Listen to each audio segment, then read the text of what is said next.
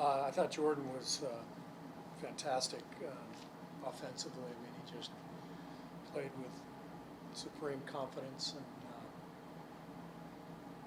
really gave us just a huge burst with his scoring. And I told him after, what we got to see next is the defensive effort improve. He gave up a couple of back cuts for layups and made a couple of mistakes in rotation, and that's just his next step, in becoming a great player. But the signs of his confidence are they're not even signs anymore. He's just confident, and he's earned that. He's worked for it. He's been doing that in camp, right? I mean, Yeah. maybe not that. Yeah. No, this is what he's looked like in camp. I mean, he's just not hesitating. He's getting to the rim, just playing with unbelievable confidence. So he's, like I said, he's earned that confidence with all the work he's put in.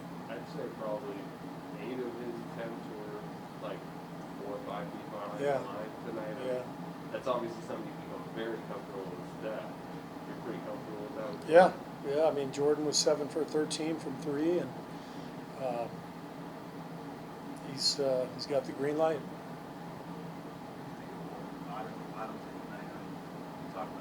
Yeah. Yeah, Otto was great. Between Otto and Nemanja, just the floor spacing from that big spot is completely different from what we've had the last few years. We had Mo Buckets, five years ago, who won us a bunch of games with his spacing, pick and pop, with Sean Livingston. But those were long twos. Like Mo wasn't even a three-point shooter back then, so you can see how much the game has changed. And when you can add a 4 and a 5 who can shoot threes the way those two guys can, the whole floor opens up. Nemanja had 6 assists. Otto made 4 threes, got to the line. So both guys made a huge impact tonight.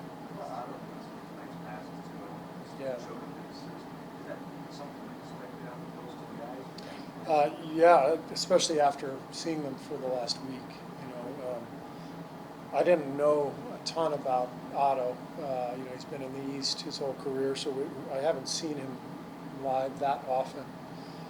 But the thing that has jumped out in camp is that he knows how to play.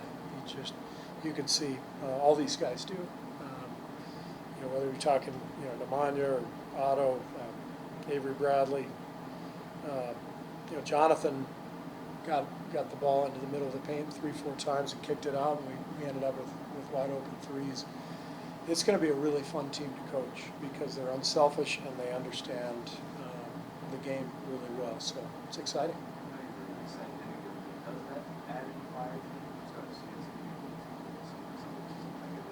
Yeah, I mean, that's everything as a coach. You just, when you have a team that knows how to play and willingly is giving up the ball to the next open guy, it's beautiful to watch, but it also generates a chemistry that is tough to deny. It's just, we had 32 assists. We had a lot of open looks, first half that didn't go down, but the ball was humming. And, I haven't said one word to the group about how many threes we're trying to take. This is not, anything that I've done analytically, like we're doing this, we're doing that. We just have a roster with a lot of floor spacing, and we're moving the ball and getting good looks. So it's fun to watch. Even if there's not a number, obviously the indication tonight, 69 attempted threes, you probably are going to take a ton this year. Yeah. You expect that. Yeah, we're going to take a ton of threes this year. But a big part of that, I think, is